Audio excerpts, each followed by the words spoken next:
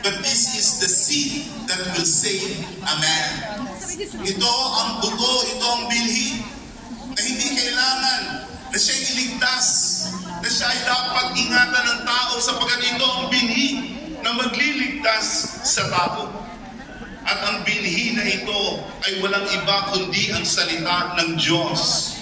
In the book of 1 Peter, once again, in chapter 1 verses 24 and 25, in our text today it says, "You have been born again, not of perishable seed, but of imperishable seed, and that is the Word of God, the Word of God that I am preaching to you right now."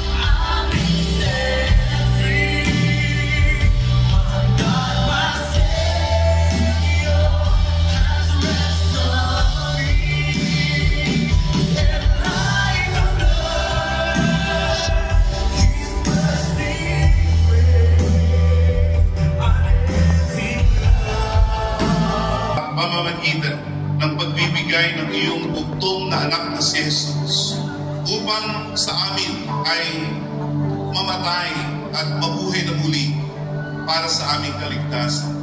We recognize, O God, that without you, we are nothing. So yun guys, kanina galing kami doon nag-lunch doon sa simbahan. Nandun sila yung Constantino. So ngayon ito, nag-dessert kami at saka nagkape. Kamusta naman po ang sa inyong lahat?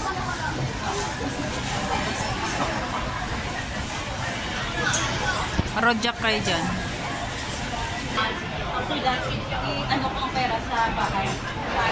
Yung kasi talaga gusto namin sa amin. Marites! Marites! Matinding session ito.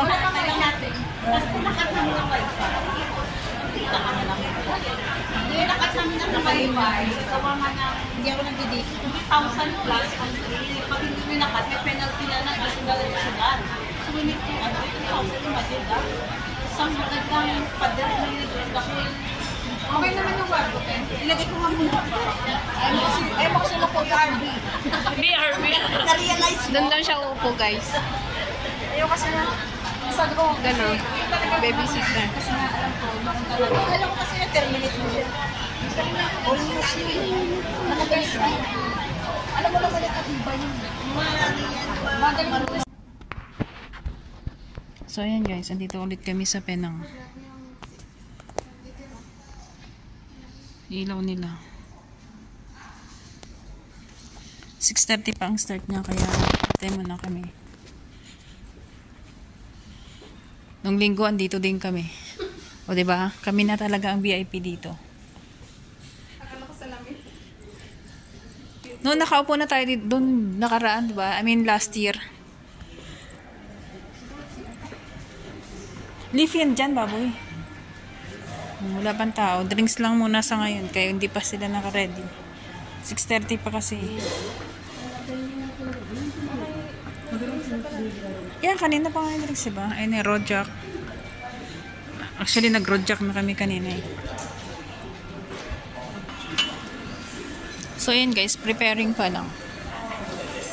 So, ayun yung drinks nila. And si Debbie kumuha na ng hot water. Bakit paikot-ikot ba, boy? Bakit wala hindi mo pinuno? May iba siya doon. Punuin mo. Ay, dagdagan mo na lang ng malamig na tubig. Wala mang plato yun, Bob. So, yun guys.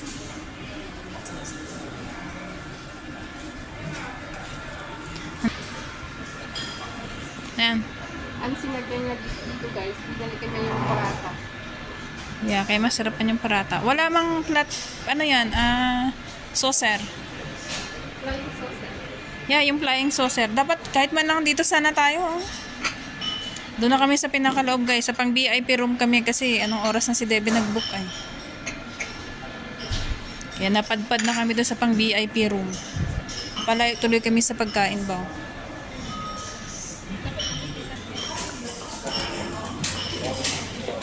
So ayan.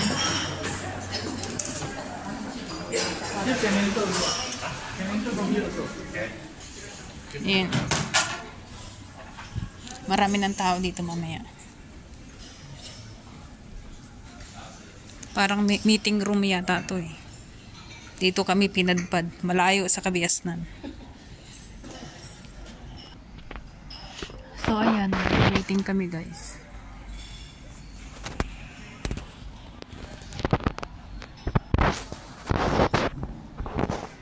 May mga Yeah, sinabi naman niya na may mga tropa siya. Ay, matataas pala na mga ano sa kanya. Nakapaligid. Paso na naman, guys.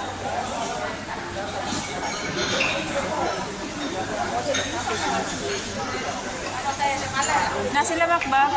Nasilamak? Tari.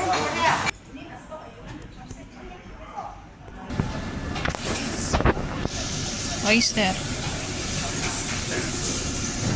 Ito si Auntie sumasayaw to. Wow.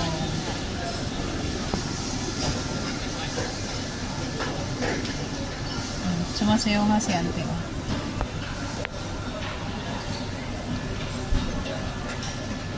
Umaapa yung sumasayaw si Auntie.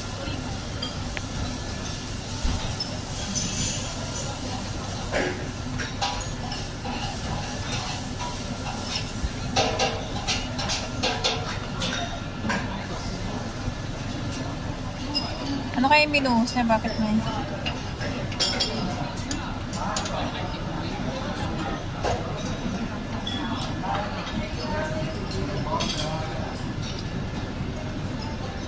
Ano ka, may itlog pala to. Tapos ngayon ko na ito mamaya. Ito na yun.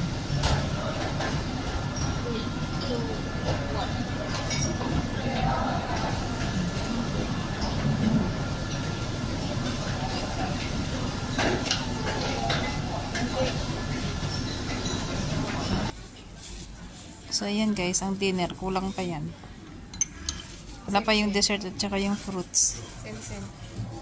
Ito din yung kinain namin last Sunday. Diba? Kain tayo guys. So, ayan na yung dessert namin guys. Hindi na kami kumain ng marami kasi gabi na. Kailangan ng pigilan kaya ang cholesterol. Diba? Kain tayo guys. Marami ng tao doon sa labas kanina, nagkakanda, nagbobordagulan na sila doon eh.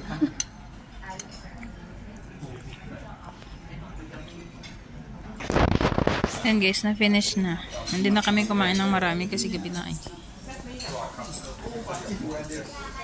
Ayan si Kuya oh.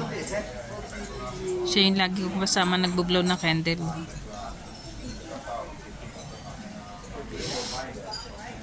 So anyway, thank you po sa inyong lahat guys. Puro kain kami maghapon ngayon. hindi naman na yan sila magtatakan.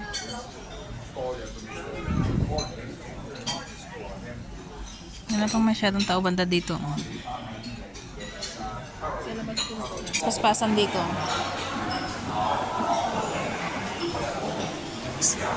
Sigurado ka ba kakasya yung cash mo dyan? Grabe siya kumain. Daming tao.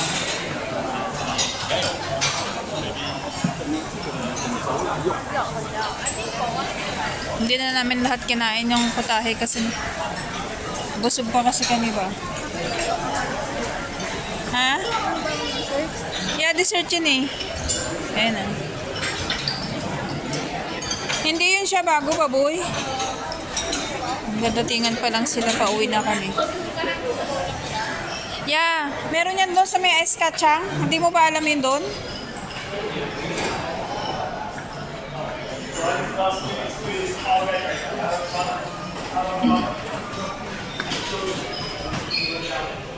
Mga Indian kasi, mga jete kasi nandyan. Ito yung loob, yung ganda ng ano nila, ang ilaw dito.